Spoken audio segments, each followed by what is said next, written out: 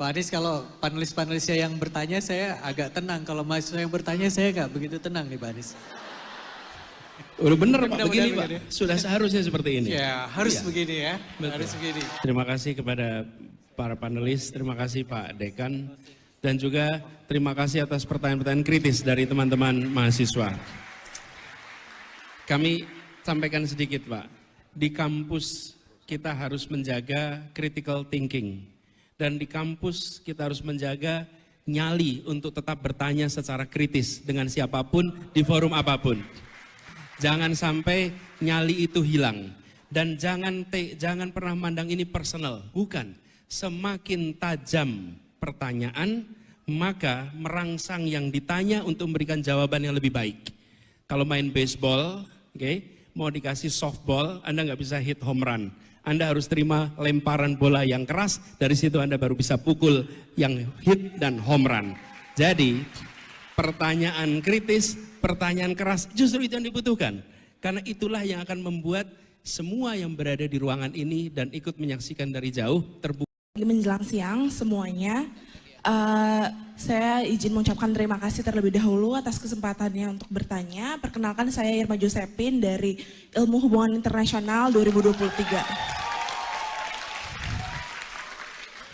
Sebelumnya dari pemaparan sampai tanya jawab oleh para panelis pada hari ini, Pak Anies Baswedan seringkali menyebutkan kata kesejahteraan dalam jawaban maupun pemaparannya. Nah Pak, kebetulan saya berasal dari keluarga dengan ayah seorang PNS. Saya ingin bertanya kepada Bapak mengenai mencapai kesejahteraan tersebut, apa yang akan Bapak lakukan sebagai presiden jika nantinya terpilih, padahal utang janji Bapak pada PNS pada saat pandemi waktu itu saja belum Bapak lunasi mengenai pinjaman gaji para PNS yang Bapak gunakan untuk menangani pandemi pada saat itu. Beberapa PNS menyatakan bahwa beberapa persen dari gaji mereka belum dikembalikan oleh Bapak. Jadi bagaimana pertanggungjawaban Bapak nantinya untuk hal tersebut dan untuk kesejahteraan Indonesia ke depannya? Pak Anies, kalau panelis-panelisnya yang bertanya saya agak tenang. Kalau mahasiswa yang bertanya saya nggak begitu tenang nih Pak Anies. Udah bener Pak, begini Pak. Sudah seharusnya seperti ini. Ya, harus begini ya. Betul. Harus begini. Terima kasih. Septi, terima kasih atas pertanyaan itu. Saya ingin ceritakan bagi yang tidak tahu konteksnya tentang pertanyaan gaji ASN PNS yang ditahan. Bicara kesejahteraan, bicara ini. Saya ingin sampaikan, ketika terjadi pandemi, maka pemerintah daerah, termasuk pemerintah pusat, harus melakukan penggeseran anggaran. Untuk apa? Untuk membantu penanganan COVID. Dua aspek.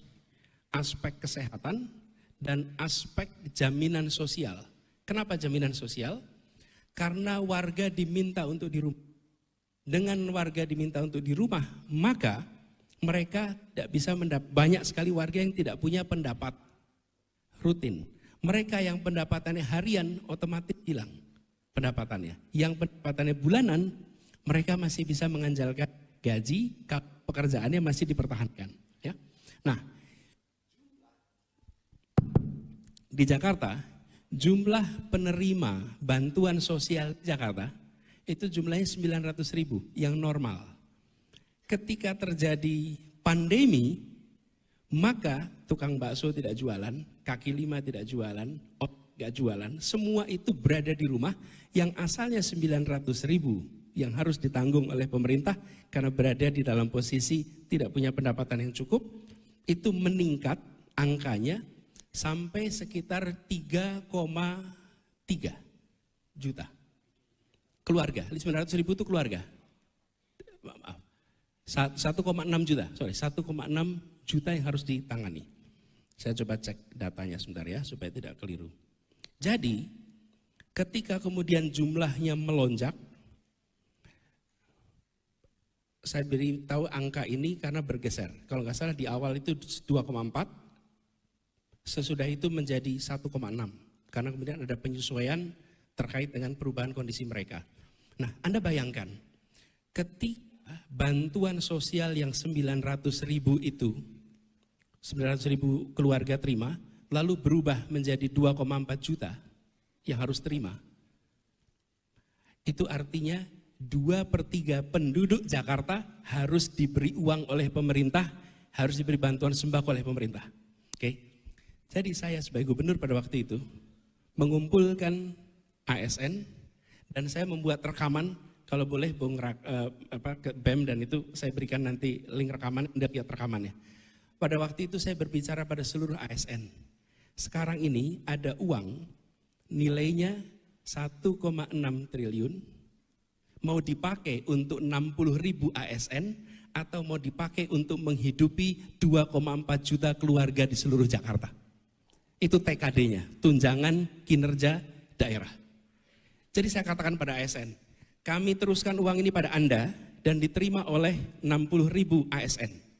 Atau Anda hibahkan uang ini kepada warga Jakarta dan beritahu anak istri, suami, bahwa uang itu bukan diberikan untuk pemerintah. Uang itu diberikan pada tetangga Anda yang hari ini tidak punya pendapatan karena mereka terdampak oleh pandemi. Kabari pada mereka. Kabarkan pada mereka bahwa ini adalah bantuan sosial dari Anda untuk mereka. Jadi ini bukan uang potongan, bukan dipotong untuk kredit, bukan. Ini adalah Anda diminta untuk mengurangi dan bukan gajinya, tapi tunjangan kinerjanya. Dan di Jakarta tunjangan itu cukup besar. Jadi kalau Anda masuk ke Jakarta itu fresh graduate, nilainya bisa 19 juta. Bisa lebih tinggi daripada perusahaan-perusahaan lain. Apa? Kita membutuhkan bantuan ini untuk memberikan, karena kita nggak. Jadi dibagi dua. 25% dihibahkan, 25% ditahan, dan dikembalikan ketika anggaran kita sudah kembali. Oke? Jadi 25% itu hibah, memang diberikan. Potongnya 50%. Lalu 25% langsung tidak dikembalikan, 25% dikembalikan. Nah, jadi pemotongan itu bukan pemotongan untuk beli alat kesehatan, bukan pemotongan untuk vaksin, itu pemotongan jadi beras, yang menjadi gula, yang menjadi sembako bagi tetangga-tetangga para ASN yang ada di Jakarta. Itu sebabnya di awal, Prof. Haji, di awal ASN itu menolak ketika mendengar kabar pemotongan, karena mereka terbiasa pemotongan untuk aktivitas-aktivitas macam-macam. Setelah dijelaskan bahwa ini langsung untuk sembako, saya katakan pada mereka, lihat dada Anda, di situ ada tulisan abdi negara. Jalankan tugas sebagai abdi negara, berikan 50% itu karena Anda adalah yang terdepan untuk merawat Indonesia kita. Oke? Nah, 25% harus dikembalikan. Kapan dikembalikannya? Ketika APB DKI Jakarta sudah kembali. Kenapa? APBD kita 80 triliun, kontraksi, kehilangan tinggal 48%, kehilangan 52%. Anda bayangin, tidak pernah ada dalam sejarah. Dan saya merasa bersyukur sekali, Tuhan mentakdirkan saya menjadi pemimpin di Pemprov DKI Jakarta ketika menghadapi hantaman yang luar biasa itu. Itu pengalaman menghadapi sebuah krisis yang beyond imagination. Kalau Anda, Pak Rektor, Pak Dekan menerima atau hilang 50%, apa yang dikerjakan coba? 50% hilang coba. Saya bersyukur Tuhan mentakdirkan itu. Dan ini adalah bentuk-bentuk kekayaan pengalaman. Dan sekarang pelan-pelan uang itu harus dikembalikan. Karena hilangnya itu banyak, bayangkan 80 triliun, kehilangan 52%, pelan-pelan itu kembali. Jadi bagi ASN yang hari ini belum terima, it's a matter of time uang itu akan dikembalikan. Begitu APBD-nya kembali, uang itu dikembalikan. Tapi ingatlah bahwa uang itu dikembalikan semata-mata karena dulu dipakai untuk menghidupi tetangga Anda yang tidak bisa makan, tidak cukup pendapatan karena terdampak oleh COVID. Itu ceritanya. Luar biasa sekali. Hadirin, kita telah bersama-sama menyaksikan jalannya sesi diskusi serta tanya jawab antara panelis dengan pembicara. Ya. Kalau boleh sebelum akhiri saya ingin sampaikan terima kasih. Terima kasih kepada para panelis, terima kasih Pak Dekan, Dan juga terima kasih atas pertanyaan-pertanyaan kritis dari teman-teman mahasiswa. Kami sampaikan sedikit Pak, di kampus kita harus menjaga critical thinking. Dan di kampus kita harus menjaga nyali untuk tetap bertanya secara kritis dengan siapapun di forum apapun. Jangan sampai nyali itu hilang. Dan jangan pernah mandang ini personal, bukan. Semakin tajam pertanyaan, maka merangsang yang ditanya untuk memberikan jawaban yang lebih baik.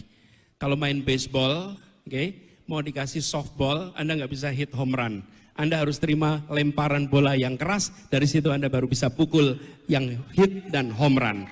Jadi, pertanyaan kritis, pertanyaan keras, justru itu yang dibutuhkan.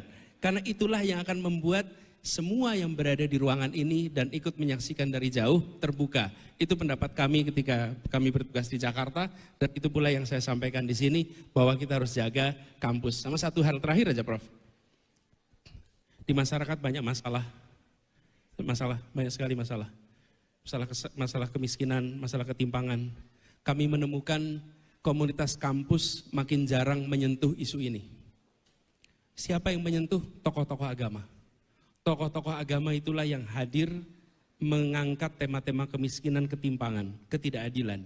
Kampus jarang, karena itu kami usul lebih banyak lagi mahasiswa dan dosen yang serius memfokuskan pada soal ketimpangan, soal kemiskinan, soal keterbelakangan, karena itu hari ini yang sedang dibutuhkan juga oleh masyarakat kita. Terima kasih.